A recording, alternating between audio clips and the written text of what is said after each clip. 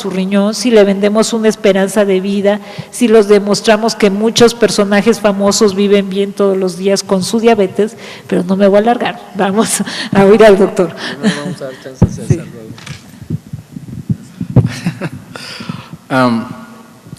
Retomando la situación de los medicamentos, estoy de acuerdo que el doctor Fernando Lavalle comenta, básicamente son de los nuevos lineamientos que hay.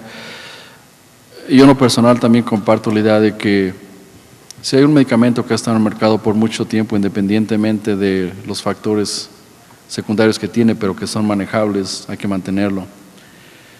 El problema actual que vivimos con los medicamentos, como ya se mencionó, es que la mayoría de los medicamentos nuevos son muy caros y no son accesibles. En medicina hay que ser un poquito práctico, hay que utilizar lo que realmente el paciente pueda seguir, porque parte del fracaso de la terapéutica médica en pacientes diabéticos es lo que se dice que realmente no siguen el tratamiento adecuado, algo que se maneja un concepto en inglés que no compliance, o que realmente no siguen los tratamientos. Entonces es muy cómodo darle a un paciente un medicamento como una incretina que sabemos que funciona y que se ha mencionado que en muchas ocasiones también tiene importante modificación en la situación de los islotes, ¿ok? Pero si desafortunadamente el paciente no lo puede comprar o lo empieza a utilizar y no lo sigue utilizando, ¿qué es lo que sucede? Al final de cuentas no estamos haciendo un tratamiento adecuado. Ha habido muchos medicamentos históricamente que han tenido resultados favorables, muchos de ellos ya no existen, pero en su momento fueron buenos. Existen medicamentos actualmente que todavía están en el mercado, que se han manejado adecuadamente, pero los efectos secundarios que han presentado a través del tiempo también los están haciendo de una forma u otra, ya no una primera elección. La situación de la diabetes, como se ha manejado en los últimos años, y a raíz de que los famosos algoritmos creados por diferentes grupos no han funcionado, es porque nosotros hemos visto que realmente el tratamiento de la diabetes debe ser manejado fisiopatológicamente. La situación con la diabetes es que desafortunadamente, cuando nosotros ya encontramos al paciente diabético, ya no es una, sino son varias las complicaciones asociadas. Ya no son los pacientes de hace 30, 40 años que tenían diabetes y ya no tienen algunos otros factores asociados. O sea que realmente también estamos enfrentando otro problema. No es solamente los nuevos medicamentos, sino la serie de medicamentos coadyuvados o asociados que también implican que los medicamentos diabéticos no trabajen adecuadamente o en un momento dado también tengan efectos secundarios que están relacionados con otras terapias selectivas. Vienen muchas cosas muy importantes. ¿Van a ser accesibles a la gente? No lo sabemos. Incluso nosotros allá, los seguros no cubren esos medicamentos. Los pacientes siguen tomando metformina. En el Hospital General de Los Ángeles, el 100% de los pacientes que están hospitalizados, salen con metformina o con insulina. Es un hospital comunitario, pero son las opciones y es lo que en un momento dado la gente va a seguir. Es poco la gente que maneja incretinas, es poca la gente que también maneja privadamente insulinas. Entonces, ¿qué estamos viendo con esto? Que hay que ser prácticos, hay que ver qué tenemos, qué es lo que realmente funciona. Muchas ocasiones los medicamentos no trabajan igual en los pacientes, pero de una forma u otra, si realmente usamos terapias alternativas. Ahora, vitamina K, vitamina D son suplementos y van a ser suplementos toda la vida. No son medicamentos que en un momento dado van a estar indicados para hacer un tratamiento. Y es la forma como deben ser considerados. De una forma u otra, si un paciente tiene diabetes, ¿sabes que te va a dar vitamina K? Hay dos cosas, y nosotros lo sabemos. Cada paciente que llega a nuestro consultorio nos pide vitaminas. ¿Qué pasa con eso? Si el paciente en una forma u otra come adecuadamente, no las necesita, pero eso porque el resto de las vitaminas se van al baño. Ahora bien, si el paciente no necesita vitamina K, o no sabemos, porque no existe la forma de realmente probarlo, ¿qué es lo que sucede? Realmente son suplementos, hay que dárselos, si le funcionan bien, si no le funcionan, tampoco no estamos haciendo una iatrogenia. No es lo mismo manejar suplementos que manejar medicamentos. Y por supuesto, en la mañana yo hablé de un concepto muy importante, que es la osteocalcina. Una de las cosas que se ha visto que hay un precursor de la osteocalcina, que es una famosa que se llama undercarboxylate osteocalcina, que es básicamente un precursor, un péptido. Se vio en pacientes que tenían resistencia a la insulina, que se inyectaban pequeñas cantidades de esto, mejoraba la sensibilidad a la insulina. O sea que realmente, entre más descubrimos, más opciones hay, pero realmente van a ser visibles o van a ser accesibles para nosotros. Tengan la seguridad de que muchos de los que estamos aquí no las vamos ni a ver nosotros, porque procesar un medicamento no es cuestión de años, es cuestión de muchos años. El proceso farmacológico de un medicamento desde que se descubre hasta que se procesa y hasta que sale al mercado, estamos hablando a veces de ¿cuánto? 10, 15 años probablemente. O sea que realmente hay que ser prácticos. como mencionaba Fernando, sin lugar a dudas, las sulfonilureas tienen que estar ahí. Cuadros hipoglicémicos los han hecho toda la vida, pero probablemente es porque no manejamos al paciente adecuadamente o no damos las indicaciones como tales. ¿Okay? Bien, yo creo que todos ustedes, esta discusión se hace en foros, aún de la Asociación Americana de Diabetes, del grupo de expertos, del grupo europeo, y por eso ven la dimensión de un algoritmo, que dijeran, bueno, ¿cómo puede ser que yo voy a determinadas pláticas y me hablan de los medicamentos novedosos y de repente el grupo europeo saca un algoritmo que está antiguo, por decirlo así? Las razones son estas. Tenemos que ser prácticos y obviamente siempre individualizar. Pero debemos entenderlo para actuar y no quedarnos pasmados y hacer que el enfermo finalmente no reciba un tratamiento eficaz y disminuyamos la glucotoxicidad, que ese es el aspecto más importante. Ya en la fisiopatología reciente que acabamos de mencionar, es uno de los aspectos más importantes para evitar las complicaciones. Tenemos que accionar y darle el valor a lo que existe. Por último y para terminar,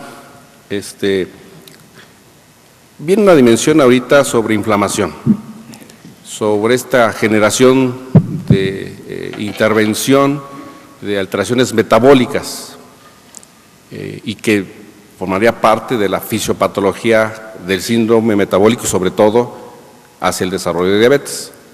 Se habla que si la adiponectina interviniendo sobre ese factor regulador que tiene de intervención durante el proceso inflamatorio o interviniendo sobre factores de transcripción, pudiéramos ver una alternativa futura de tratamiento en diabetes tipo 2. Le hago esa pregunta a la mesa.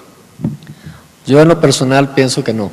Una cosa es que uno demuestre que hay un marcador asociado a y que veas que hay una disminución de una hormona y que digas, bueno, el adipocito maduro que debería estar secretando más adiponectina no la secreta y eso se ha relacionado a ver como fenómeno estos fenómenos inflamatorios.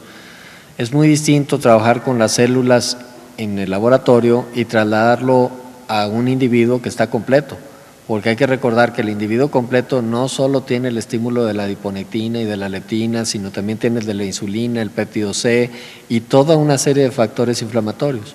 Y cuando en el laboratorio lo aislamos y lo ponemos en la perspectiva de decir, bueno, este cultivo le puse interleucina 6, y a este le puse interleucina 1, y a este le puse adiponectina, y esto mejoró, eso no significa que tenga una traducción clínica aplicable en la realidad, porque el individuo nunca está expuesto a una sola sustancia proinflamatoria. Y en ese sentido es muy difícil replicar esto, y lo que sucede en las especies inferiores no siempre se replica en los seres humanos. Aunque hay algunos abogados que pueden a lo mejor replicarlo, en ese sentido no se aplica para la mayoría de los seres humanos. Por esa parte, yo en lo personal pienso que se requiere más investigación en ese sentido. Es como cuando se habló de leptina y dijimos, ya tenemos el primer tratamiento para la obesidad, ya a todo el mundo le vamos a inyectar leptina, sino más que los individuos deficientes de leptina que tienen obesidad es menos del 1%. Y eso sí les jala muy bien. Y a todo aquel que no era deficiente y se la pusieron, no funcionó como medicamento. Ahora se dice resistencia a la leptina. O sea, esos conceptos van a ir cambiando y necesitamos más investigación detrás. Sí.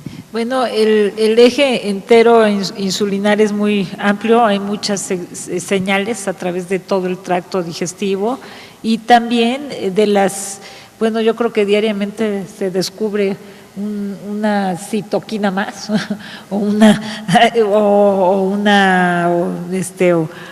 o algún otro metabolito del tejido adiposo. Entonces, el campo terapéutico yo creo que es muy grande, los trabajos, como dice el doctor, son controversiales, unos ponen demasiada esperanza en las adiponectinas, otros hablan que no hay tal, pero las señales de hambre y saciedad están dados por ese kilométrico tubo digestivo, los sensores a nivel del cerebro, que los podemos regular con los horarios y lo tenemos a la mano, ¿sí? Si a nuestros pacientes les ponemos sus 3 comidas y sus colaciones, estos pacientes están regulando su sensor, sus glucosensores cerebrales sin necesidad de más. ¿Qué es lo que pasa? Un paciente que deja de comer, le baja mucho el azúcar, esta hipoglucemia va a hacer que coma más y cerramos el círculo de más como, más obesidad y más descontrol de la diabetes. Muchas herramientas las tenemos a la mano, pero yo encontré mucha controversia, muchos artículos a favor, de la adiponectina como un futuro terapéutico de obesidad, diabetes y síndrome metabólico, y otros con un punto de vista muy realista del día a día que se ve en investigación con los pacientes, pero sin ir tan lejos, con regular horarios, porciones y combinaciones. A un paciente, yo les digo a mis pacientes, si te regalo un coche de superlujo, un BMW, ¿cuántos pasajeros subes? No, pues 5, doctora. ¿Y qué pasa si subes 50? Pues se destruye, se arruina mi coche. Estamos arruinando el metabolismo con las megaporciones, que es a lo que se están enfrentando los niños. Si empezamos por hacer horarios, porciones y combinaciones de alimentos, vamos a tener un excelente control del paciente. Platicaba en los pasillos con algunas de las doctoras y me dicen, pues es que educar al paciente, la primera consulta nos lleva tiempo, nos lleva 1 o 2 o 3 horas, o trabajar en equipo con el educador en diabetes o con el nutriólogo, pero son pacientes que van a estar en control, que van a regresar siempre a la consulta y en los que vamos a tener buenos resultados. César, ¿quieres agregar algún comentario?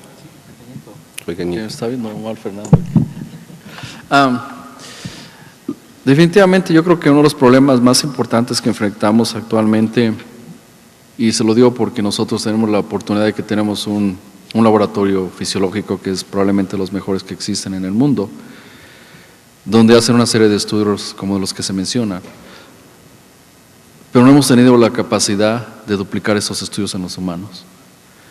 De una forma u otra no es lo mismo trabajar con ratoncitos que trabajar con seres humanos, como se comenta. Y yo creo que probablemente son los factores que están relacionados más importante con esta situación de poder tener un poco más de complicación de tener nuevos tratamientos. El otro problema también que se enfrenta, como yo lo había mencionado anteriormente, como con los medicamentos, son las situaciones de modas, la moda de la metformina, la moda de las glitazonas, la moda de las incretinas. Y todo el mundo vamos con la moda, que es el problema. Desafortunadamente en muchas ocasiones pasa que cuando la gente se familiariza con esto, ¿qué sucede después? Ya el medicamento ya no lo pueden utilizar. Es uno de los problemas, les digo, que se enfrentan. La adiponectina, desafortunadamente, como se mencionó, tenía buenas intenciones cuando se mencionó, pero desafortunadamente en muchos pacientes, como la lectora lo menciona, no ha ofrecido. Pero algo sí les puedo decir, la obesidad cuando mejorábamos la obesidad en los pacientes con tratamientos como glitazonas, también los niveles de adiponectina mejoraban en esos pacientes. O sea que si en un momento había una redistribución de la grasa en esos individuos, de una forma u otra el tejido adiposo también aumentaba la producción de adiponectina y por supuesto las consecuencias, los problemas accesorios a eso también se mejoraban. O sea que realmente hay opciones, hay posibilidades, afortunadamente hay que hacer la selección del paciente. Y una cosa que quería comentar es que acuérdense que la cirugía bariátrica probablemente son de las nuevas cosas que en el futuro se pueden manejar para ayudar a algunos de estos pacientes bien seleccionados. Bien, pues daremos muchos avances de estos porque evidentemente falta un tiempo para observar mayores resultados, nuevas direcciones, pero que la investigación en este término está siendo muy amplia, es efectiva. ¿Cuál va a ser el resultado de todo ello y qué nos va a ayudar a controlar al enfermo con diabetes o disminuir riesgos de la persona con síndrome metabólico? Pues es lo que nosotros los clínicos deseamos, pero lo que sí debe quedar bien establecido ahorita es que con las herramientas que se tienen podemos hacer mucho en beneficio de nuestros pacientes.